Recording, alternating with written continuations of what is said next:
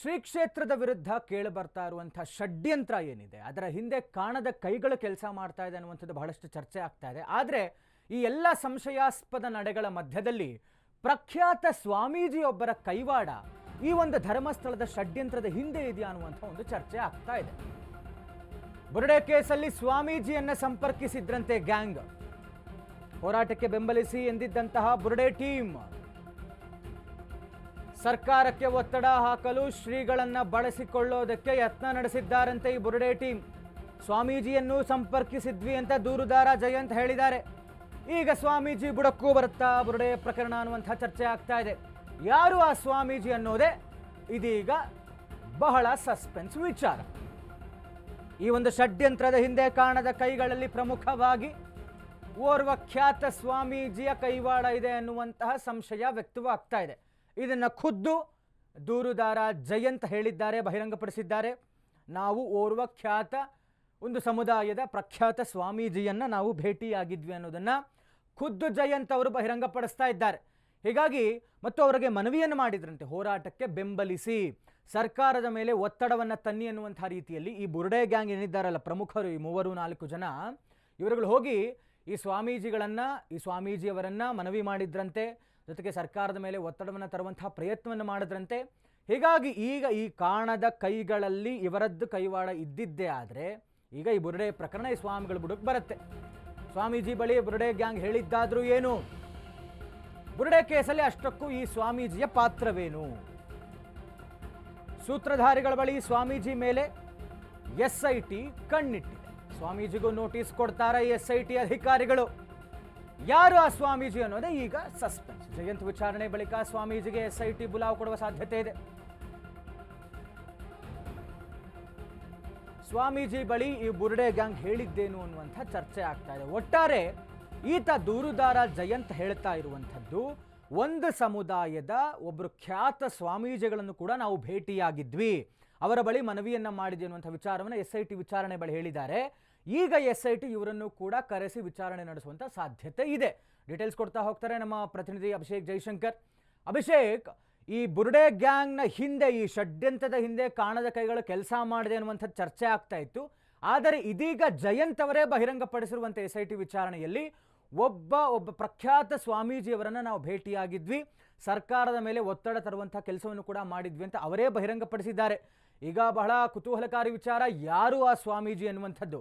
ಸದ್ಯಕ್ಕೆ ಏನಾಗಿದೆ ಅನ್ನುವಂಥ ಡೀಟೇಲ್ಸ್ ಕೊಡೋದಾದ್ರೆ ಈಗಾಗಲೇ ಇನ್ನು ಈ ಸ್ವಾಮೀಜಿಯನ್ನ ಭೇಟಿ ಮಾಡಬೇಕಾದಂತಹ ಒಂದು ಕಾರಣ ಏನಿದೆ, ಅದು ರಾಜ್ಯದ ಪ್ರಮುಖ ಹುದ್ದೆಯಲ್ಲಿರುವಂತಹ ಸಚಿವರ ಆಪ್ತರಾಗಿರುವಂತಹ ಒಂದು ಕಾರಣದಿಂದಾಗಿ ಆ ಸ್ವಾಮೀಜಿ ಏನಿದ್ದಾರೆ ಅವರನ್ನ ಭೇಟಿ ಮಾಡುವಂತಹ ಕೆಲಸವನ್ನ ಈ ಜಯಂತ್ ಅಂಡ್ ಟೀಮ್ ಏನಿದೆ ಅದು ಅಂದ್ರೆ ಸರ್ಕಾರದ ಮೇಲೆ ಪ್ರಭಾವವನ್ನ ಬೀರಬೇಕು ಮತ್ತು SIT ಅನ್ನ ರಚನೆ ಮಾಡುವಂತಹ ಅಂದ್ರೆ ಒಂದು ಗಂಭೀರವಾಗಿ ಒಂದು ಎನ್ಕ್ವೈರಿಯನ್ನ ಮಾಡಬೇಕು ಅನ್ನುವಂತಹ ಒಂದು ಉದ್ದೇಶದಿಂದಾಗಿ ಅವರನ್ನ ಕಾಂಟ್ಯಾಕ್ಟ್ ಮಾಡ್ತು ಅನ್ನುವಂತಹ ರೀತಿಯಲ್ಲಿ ಈಗಾಗಲೇ ಜಯಂತ್ ಕೂಡ ಹೇಳಿಕೆಯನ್ನ ನೀಡಿರುವಂತದ್ದು. ಸಚಿವರ ಆಪ್ತರಾಗಿರುವಂತಹ ಕಾರಣದಿಂದಾಗಿ ಅವರು ಏನಾದ್ರು ಆ ಸಚಿವರಿಗೆ ಅಂದ್ರೆ ಈಗ ಸದ್ಯ ಇರುವಂತಹ ಸಚಿವರಿಗೆ ಮುಖಾಂತರ ಒಂದು ಟೀಮ್ ಅನ್ನ ಮಾಡಿ ಅದನ್ನ ಪರಿಶೀಲನೆ ನಡೆಸುವಂತಹ ಒಂದು ಕೆಲಸಗಳನ್ನ ಮಾಡ್ತಾರೆ ಅನ್ನುವಂತಹ ಒಂದೇ ಉದ್ದೇಶದಿಂದಾಗಿ ಅವರನ್ನ ಭೇಟಿಯನ್ನ ಮಾಡೋದಕ್ಕೆ ಈಗಾಗಲೇ ಮುಂದಾಗಿದ್ದಾರೆ. ಈ ಹಿನ್ನೆಲೆಯಲ್ಲಿ ಜಯಂತ್ ಈಗಾಗಲೇ ಸ್ವಾಮೀಜಿಯ ಹೆಸರನ್ನ SIT ಅಧಿಕಾರಿಗಳ ಮುಂದೆ ಒಂದು ಗೌಪ್ಯವಾಗಿ ಹೇಳಿದ್ದಾನೆ. ಆದ್ರೆ ಸ್ವಾಮೀಜಿಯನ್ನ ಭೇಟಿ ಮಾಡೋದಕ್ಕೆ ಕಾರಣವಾಗಿದ್ದಂತಂದ್ರೆ ಯಾರ್ಯಾರು ಅದಕ್ಕೆ ಹೇಳಿದ್ರು, ಅಂದ್ರೆ ಸ್ವಾಮೀಜಿಯನ್ನ ಭೇಟಿ ಮಾಡಿದ್ರೆ ಕೆಲಸ ಆಗಿದೆ ಅಂತ ಹೇಳಿ ಯಾರು ಇವರಿಗೆ ಕುಮ್ಮಕ್ಕು ಕೊಟ್ರು, ಅದರ ಬಗ್ಗೆಯೂ ಕೂಡ ವಿಚಾರಣೆ ನಡೆಸುವಂತಹ ಒಂದು ಕೆಲಸಗಳನ್ನು ಕೂಡ ಇರುತ್ತೆ. ಈಗ SIT ತನಿಖೆ ಒಂದು ಹಂತದಲ್ಲಿ ಹೋಗ್ತಾ ಇದೆ. ಇಂದು ಆತನನ್ನ ಕಸ್ಟಡಿಗೆ ತೆಗೆದುಕೊಂಡು ನಂತರ ಆ ಸ್ವಾಮೀಜಿಗೂ ಕೂಡ ಅಂದ್ರೆ ಆತ ಹೇಳಿಕೆಯ ಅನ್ವಯವಾಗಿ ಕಸ್ಟಡಿಗೆ ತೆಗೆದುಕೊಂಡು ಆತನ ಮತ್ತೊಂದಷ್ಟು ಹೇಳಿಕೆಯನ್ನು ಪಡೆದು ನೇರವಾಗಿ ದೆಹಲಿಗೆ ಸ್ಥಳ ಮಹಾಜರಿಗೂ ಹೋಗಿ ಅಂದ್ರೆ ಆ ಸ್ವಾಮೀಜಿ ಇದ್ದಂತಹ ಸ್ಥಳಕ್ಕೆ ಹೋಗಿ ಅಲ್ಲಿ ಸ್ಪಾಟ್ ಇನ್ವೆಸ್ಟಿಗೇಷನ್ ಮಾಡುವಂತಹ ಒಂದು ಕೆಲಸಗಳನ್ನು ಕೂಡ ಮಾಡ್ತಾರೆ. ಆ ಸಂದರ್ಭದಲ್ಲಿ ಎಕ್ಸಾಕ್ಟ್ ಆಗಿ ಅಲ್ಲಿ ಏನಾಯ್ತು ಅನ್ನುವಂತಹ ವಿಚಾರವನ್ನ ಈ ಚಿನ್ನಯ್ಯ ಏನಿದ್ದಾನೆ ಆತ ಹೇಳಿದ್ದಾನೆ. ಯಾಕಂದ್ರೆ 164 ಹೇಳಿಕೆಯಲ್ಲಿ ಆತ ಎಲ್ಲವೂ ಕೂಡ ಸುಳ್ಳು ಹೇಳಿರೋದು ಈಗಾಗಲೇ ಬಹಿರಂಗ ಆಗಿದೆ.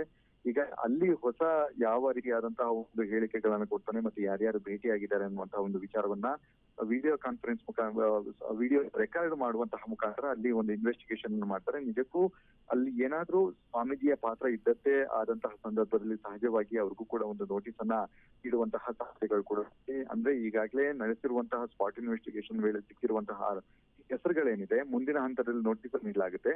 ಅದೇ ರೀತಿಯಾಗಿ ಅಲ್ಲಿಯೂ ಕೂಡ ಒಂದು ಸ್ಪಾಟ್ ಇನ್ವೆಸ್ಟಿಗೇಷನ್ ಮಾಡಿದ ಬಳಿಕ ಆ ಸ್ವಾಮೀಜಿ ಏನಿದ್ದಾರೆ ಅವ್ರಿಗೂ ಕೂಡ ಒಂದು ಕ್ಲಾರಿಫಿಕೇಶನ್ ಕೊಡಿ, ಅಂದ್ರೆ ನಿಮ್ಮ ಹೆಸರನ್ನ ಹೇಳಿದ್ದಾರೆ ಮತ್ತು ನಿಮ್ಮ ಪಾತ್ರದ ಬಗ್ಗೆ ಈ ಒಂದು ಪ್ರಕರಣದಲ್ಲಿ ನಿಮ್ಮ ಪಾತ್ರ ಎಷ್ಟರ ಮಟ್ಟಿಗೆ ಇದೆ ಅನ್ನುವಂತಹ ನಿಟ್ಟಿನಲ್ಲಿ ನೀವು ಸ್ಪಷ್ಟನೆಯನ್ನ ಕೊಡಿ ಅಂತ ಹೇಳಿ ನೋಟಿಸ್ ಕೊಡುವಂತಹ ಸಾಧ್ಯತೆಗಳು ಕೂಡ ತೀರಾ ಹೆಚ್ಚಿದೆ ಅಂತಾನೆ ಹೇಳ್ಬೋದಾಗಿದೆ.